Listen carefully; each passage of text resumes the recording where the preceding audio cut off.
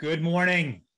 Welcome to Incident Response Forum Masterclass 22. I'm Bruce Carton, the editor of Cybersecurity Docket and Securities Docket. I am delighted to welcome everybody here to the only conference that is focused solely on the field of incident response, the work that begins after data breach that has quickly become perhaps the fastest growing practice area of law at law firms and consulting firms. I am joined this morning by John Stark, who is my co-organizer for this event and who will be our MC today. Great to see you, John. Good morning, Bruce. Good morning, everyone. Thanks for being here. We are fired up. Let me give a quick introduction for John, my good friend for 30 years now, since our time together in the SEC's Enforcement Division.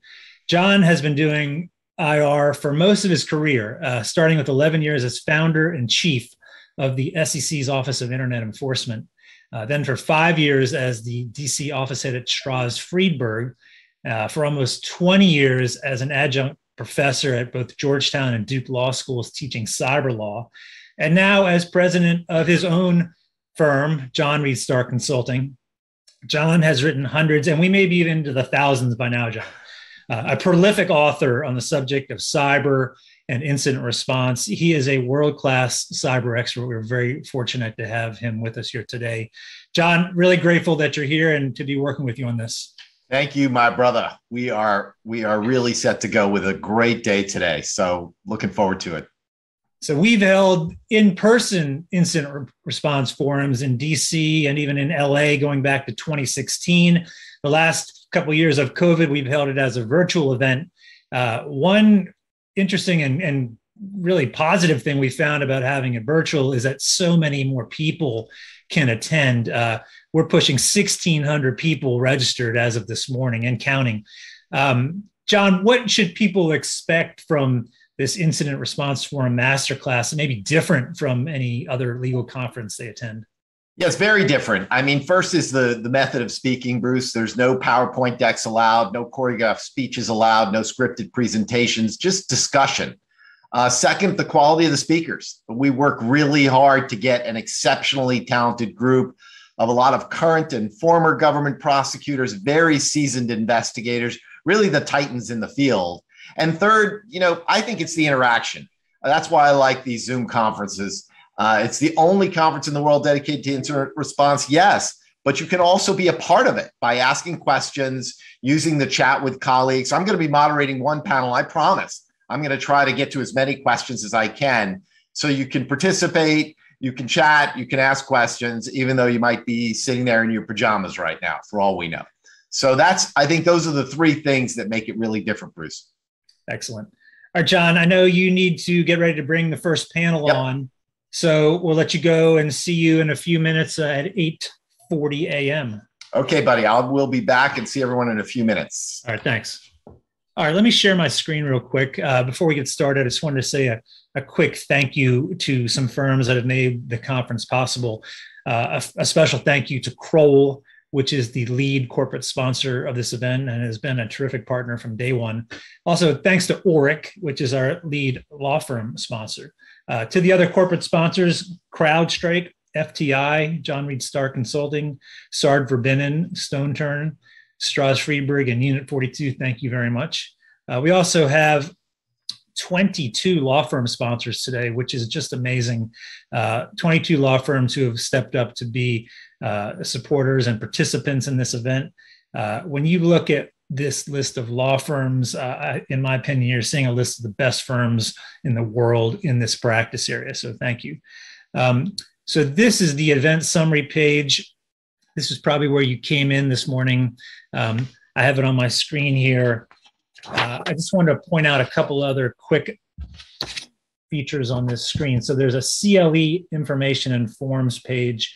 There's a link to a certificate of attendance that you can use. It's been approved in Delaware for 6.8 hours. There's a list of states that are reciprocal with Delaware, including a couple of the ones that everybody asks about, New York and New Jersey.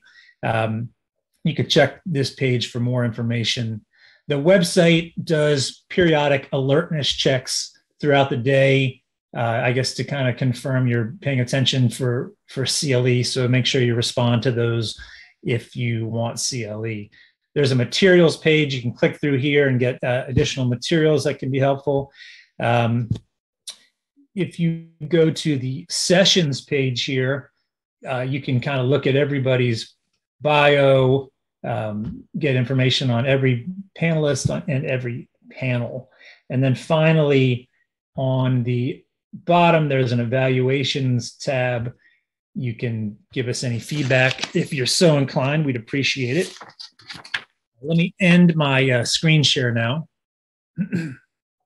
Just a couple other things that you see on the player that you're watching this on. If anybody wants to join in the discussion on Twitter, I think that always is entertaining. Please use the following hashtag IRF, which stands for Incident Response Form, IRFM22. I've tried to kick it off, you'll see. So please help out and put your own tweets out there with that hashtag.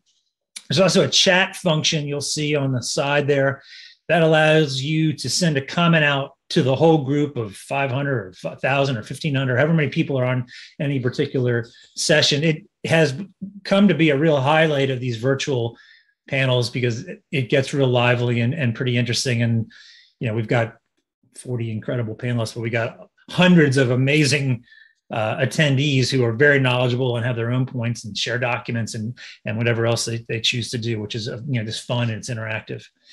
Throughout the day, we'll be playing some short videos between panels or called the One Big Thing video, something that our panelists consider to be like a key takeaway for you as an attendee of the event. They're very brief by design, but they're informative and they're interesting.